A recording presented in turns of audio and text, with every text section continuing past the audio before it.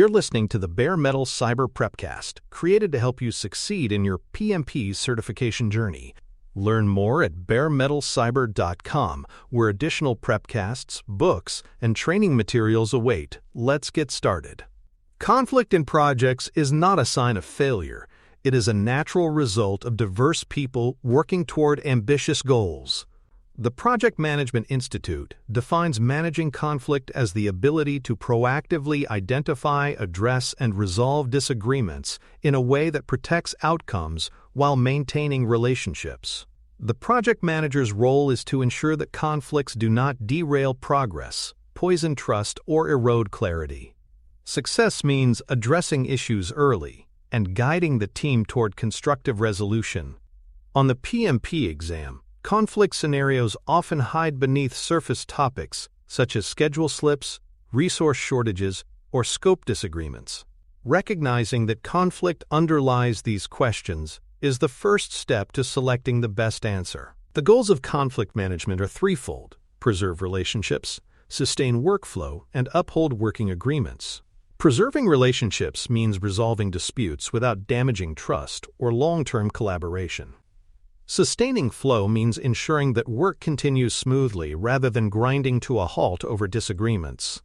Upholding working agreements ensures that established ground rules and charters remain intact, so the team has a stable framework to operate within. A project manager does not need to eliminate all conflict. Some friction can spur creativity and innovation, but they do need to channel it productively. The exam will often test whether you prioritize these goals instead of defaulting to quick, authoritarian solutions. A project manager's stance in conflict situations should be that of a neutral facilitator first, and only a decision-maker when necessary. Facilitating means creating space for all voices, clarifying misunderstandings, and guiding the group toward consensus. Only when urgency, compliance, or safety demands immediate action should the project manager step into a more directive role. This distinction matters because it reflects PMI's philosophy: empower teams to resolve their own issues where possible. On the exam, answers that show the project manager immediately taking sides or deciding unilaterally are usually incorrect unless the scenario clearly requires it. Leadership here is about guiding resolution, not dominating it. Conflicts typically arise from a handful of recurring sources. Misaligned goals are common when different stakeholders define success differently. Unclear roles create friction as tasks overlap or are neglected. Scarce resources force difficult trade-offs, while differences in personal values can spark tension even in well-structured teams. Project managers must learn to spot the signals: sarcastic remarks, delayed responses, repeated missed handoffs, or strained silence in meetings. These cues often indicate deeper issues that, if left unattended, will escalate. Artifacts such as the issue log, risk register, or stakeholder map can also reveal emerging conflict by highlighting recurring concerns. Early intervention is always more effective than waiting until escalation becomes unavoidable. Conflict signals often appear subtly before becoming explicit disputes. For instance, two team members may stop copying each other on emails, or a vendor may begin missing deadlines without explanation. These behaviors signal relationship strain or competing priorities. The project manager's role is to notice these patterns and open dialogue before the situation hardens. In practice, this can mean asking neutral questions. I noticed handoffs are slipping. What's the barrier? That surface issues constructively. The exam rewards candidates who act early, using observation and dialogue, rather than ignoring signals or jumping directly to escalation. Managing conflict is as much about prevention as it is about resolution. Early intervention requires more than instinct. It requires tools. Issue logs provide structured visibility into emerging disputes. A risk log can highlight conflicts of interest or resource contention. Stakeholder maps show where competing priorities may create friction. By referencing these artifacts, a project manager grounds the conversation in shared facts instead of personalities. This reduces defensiveness and builds credibility. The exam often embeds artifacts in scenarios to see if you recognize their role. Ignoring available documentation is a common distractor. The best answers involve combining observation with the disciplined use of project artifacts to intervene early and constructively. When a conflict emerges, the project manager must choose an approach suited to the situation. Collaboration, also called problem-solving, is best when both the relationship and the issue are important. This means engaging all parties to co-create a solution that addresses underlying interests. Compromise, on the other hand, is useful when time is short or the stakes are moderate, with each party giving something up to move forward. Smoothing is appropriate when emotions are high but facts are unclear, buying time until better data is available. Force and withdrawal are last resorts, justified only in cases of urgent risk, safety, or compliance, where delay would be harmful. Collaboration is considered the gold standard of conflict resolution because it preserves relationships and produces durable solutions. For example, two departments might disagree over ownership of a new process. By facilitating a collaborative discussion, the project manager can surface interests. One department cares about compliance, the other about efficiency, and design a shared solution. Compromise, though less ideal, has its place when deadlines loom. Smoothing is more tactical, meant to reduce heat temporarily without solving the root cause. The exam expects you to know the strengths and weaknesses of each approach and to apply them selectively. Choosing force or withdrawal without justification is almost always wrong. Resolution requires a structured sequence. First, surface the facts and distinguish them from assumptions. Then separate the people from the problem by focusing on interests rather than personalities. Clarify decision rights by reminding the group who has authority in this space. Restating objectives and constraints anchors the conversation to shared purpose. Once this foundation is set, the group can co-create options, evaluate trade-offs, and agree on a way forward. Documenting outcomes and assigning follow-up actions ensures accountability. Finally, monitoring behavior after resolution confirms that agreements are honored. This structured sequence transforms conflict from a disruptive force into an opportunity for alignment. Documentation is not bureaucracy. It is the glue that makes conflict resolutions stick. Agreements should be visible in decision logs or meeting minutes. Defining follow-ups, such as checking in after 2 weeks, prevents the same issues from re-emerging unaddressed. Monitoring behavior change means observing whether team members follow through on commitments, such as improving communication or honoring deadlines. Without follow-up, even well-facilitated agreements can dissolve into old patterns. The PMP exam often presents scenarios where conflict seems resolved but resurfaces later. The correct answer emphasizes follow-up, accountability, and reinforcement, not just the immediate fix. Artifacts and agreements are the foundation of effective conflict prevention and resolution. The team charter and ground rules serve as the first point of reference. When disagreements arise, the project manager can point back to what the team already agreed upon. Role clarity tools like RACI charts responsible, accountable, consulted, and informed help clarify ownership. Decision logs capture the history of agreements so that disputes are not reopened endlessly. Working agreements define how communication and collaboration will occur. By maintaining and referencing these artifacts, project managers reduce ambiguity, which is the fuel for many conflicts. Escalation paths and time boxes for unresolved issues provide structure without stifling autonomy. For example, if 2 team members cannot resolve a disagreement within a defined period, the issue escalates to a manager or governance body. This ensures disputes do not fester indefinitely. Escalation is not about punishment, but about protecting progress and ensuring timely resolution. Feedback loops, such as coaching notes or mentoring sessions, reinforce agreements by helping individuals grow from the experience. The PMP exam often includes questions where escalation is a distractor, unless the situation has already exceeded reasonable attempts at facilitation. Knowing when escalation is appropriate is key. Coaching and mentoring are complementary tools for addressing conflict over the long term. Coaching focuses on specific behaviors, such as improving listening or reducing interruptions, that, if practiced consistently, reduce friction. Mentoring takes a broader view, helping individuals develop skills that prevent future conflicts, such as emotional intelligence or negotiation. Project managers who invest in these tools create healthier team cultures where conflict is less likely to escalate. In exam scenarios, answers that emphasize developing people rather than just resolving disputes often reflect PMI's preferred philosophy. Conflict management is not just about fixing problems. It is about building capacity for healthier collaboration. For more cyber-related content and books, please check out cyberauthor.me. Also, there are other prepcasts on cybersecurity and more at baremetalcyber.com. Managing conflict in remote or cross-cultural teams requires heightened awareness of nuance. Time zone friction can lead to asynchronous misunderstandings, where delays in response are misinterpreted as resistance or avoidance.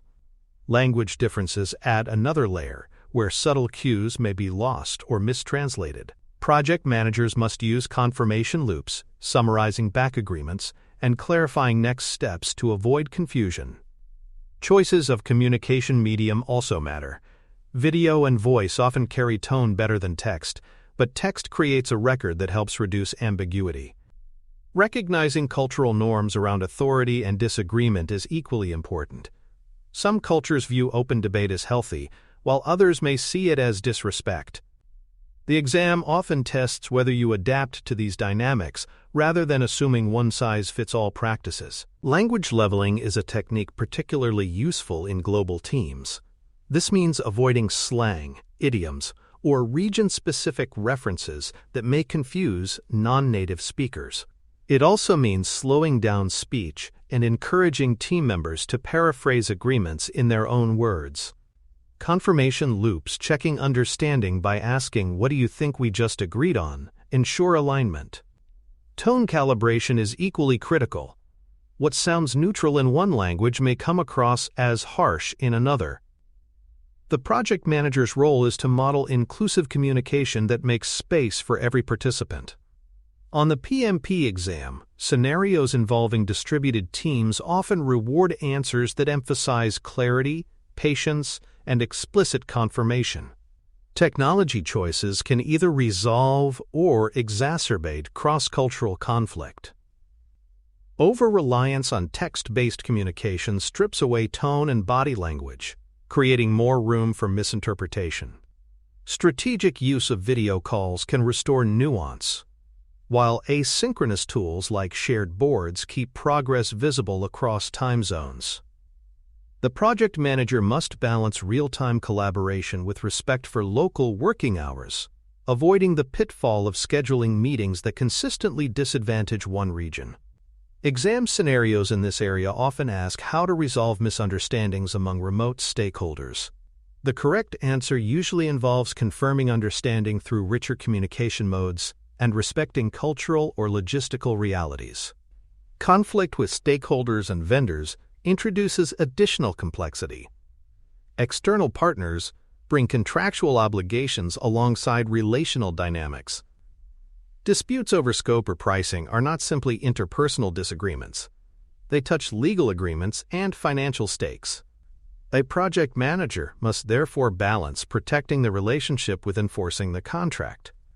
The first step is always dialogue, clarifying expectations and surfacing misunderstandings. Only after careful analysis should procurement or legal teams be involved. The PMP exam tests whether you recognize this sequencing. Start with facilitation and artifact review, escalate to legal channels only when necessary, and always keep the sponsor informed so there are no surprises. Using the change control path is especially important in vendor conflicts. If a vendor requests additional funds or time, the correct step is not an informal concession, but a formal change request. The request is analyzed for impact, reviewed against contractual terms, and then approved or rejected by appropriate governance bodies. This preserves fairness and transparency while protecting the project from scope creep or hidden costs. On the exam, answers that bypass change control to appease a vendor are incorrect. PMI emphasizes structured decision-making that respects both the letter and spirit of agreements. Sponsors must always be kept informed when external conflicts emerge. Surprising a sponsor with late-breaking vendor issues undermines trust and limits their ability to provide support.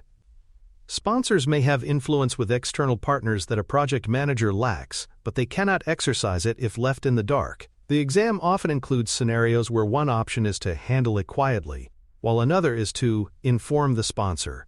The better answer typically involves transparency and timely communication. Stakeholder trust depends on visibility, not secrecy, particularly when contractual or financial risks are involved. Scenario labs bring conflict concepts into sharper relief. Imagine a project where an architect and a product owner clash mid-iteration over acceptance criteria. The architect argues that the design cannot support the requested change, while the product owner insists on including it. Options could include escalating immediately, delaying resolution, or facilitating a discussion. The best next action is usually to facilitate collaboration first, bringing both parties back to artifacts such as the product backlog or scope baseline. The exam tests whether you recognize that facilitation and artifact use typically precede escalation. Only if agreement cannot be reached within defined limits should escalation occur. Translating this scenario into predictive contexts changes the tools, but not the philosophy. Instead of a product backlog, the project manager might reference the scope baseline or requirements traceability matrix. The core action remains the same: facilitate dialogue, anchor decisions in agreed artifacts, and seek alignment before escalating. This illustrates PMI's broader message. While processes vary, the mindset of facilitation and structured decision-making applies across methodologies. On the exam, questions often present similar situations framed in different delivery approaches to see if candidates grasp the transferable principle. Common pitfalls in exam conflict questions include escalating too quickly or siding with the loudest voice. Escalation should be a last resort after facilitation has been attempted and failed. Siding with dominant personalities risks ignoring quieter but equally important stakeholders, leading to biased outcomes. Another mistake is acting without verifying existing artifacts, ignoring the team charter, decision logs, or working agreements. These tools exist to prevent reinvention of rules in every dispute. Finally, rebaselining or swapping resources without impact analysis is another trap. PMI consistently emphasizes analyze before act, and conflict questions often hinge on whether you respect this principle. The loudest voice is not always the most correct or representative. Effective project managers create spaces where quieter stakeholders can contribute, sometimes by using structured techniques like round robins or anonymous input tools. The exam tests whether you notice when important voices are missing. Ignoring quieter stakeholders may produce quick agreement but weak outcomes that unravel later. On the exam, the correct choice often involves drawing out input from all parties, not just managing dominant personalities. This reflects real-world wisdom. Sustainable conflict resolution includes every perspective, not just the easiest one to hear. Another exam trap is treating artifacts as optional. In reality, artifacts like charters, ground rules, and decision logs are PMI's preferred tools for anchoring conflict resolution. Skipping them suggests reactive management rather than disciplined practice. For example, approving a resource swap without checking the RACI chart risks duplicating roles or leaving tasks unowned. On the exam, answers that ignore existing agreements usually signal incorrect choices. The best practice is always to use what has already been documented before creating new processes or escalating issues upward. A quick playbook for conflict management helps simplify what can otherwise feel complex. First, detect conflicts early by observing behaviors and signals. Assume positive intent rather than malice, which opens space for constructive dialogue. Clarify decision rights so disputes do not spiral without resolution. Facilitate conversations to reach shared understanding, record agreements visibly, and assign follow-ups. Monitor behavior afterward, adjusting ground rules if patterns persist. This structured approach protects outcomes, relationships, and workflow simultaneously. On the exam, answers reflecting this playbook consistently align with PMI's philosophy of proactive, balanced leadership. Following up after conflict resolution is as important as the resolution itself. Teams must see that agreements are real, tracked, and honored. This builds trust and reduces the likelihood of recurrence. Feedback loops, whether through coaching sessions, one-on-ones, or retrospectives, allow adjustments when needed. Ground rules can evolve if recurring conflicts highlight gaps. On the exam, the preferred answers often include visible follow-up, not just quick fixes. This signals to stakeholders that the project manager views conflict management as a continuous responsibility, rather than a one-time intervention. Ultimately, managing conflict is about protecting outcomes, relationships, and team flow together. A project can deliver scope on time and on budget, but if relationships are damaged or trust is eroded, long-term value suffers. Conflict, when managed well, becomes a catalyst for growth, creativity, and stronger alignment. The PMP exam highlights this by embedding conflict themes in many domains, challenging candidates to demonstrate balanced leadership.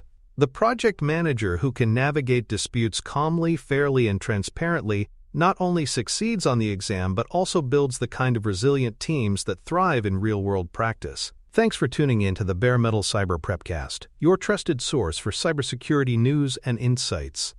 Remember to subscribe at baremetalcyber.com so you never miss an update. And visit cyberauthor.me for best-selling cybersecurity books that equip you with expert knowledge. Until next time, stay secure and stay vigilant.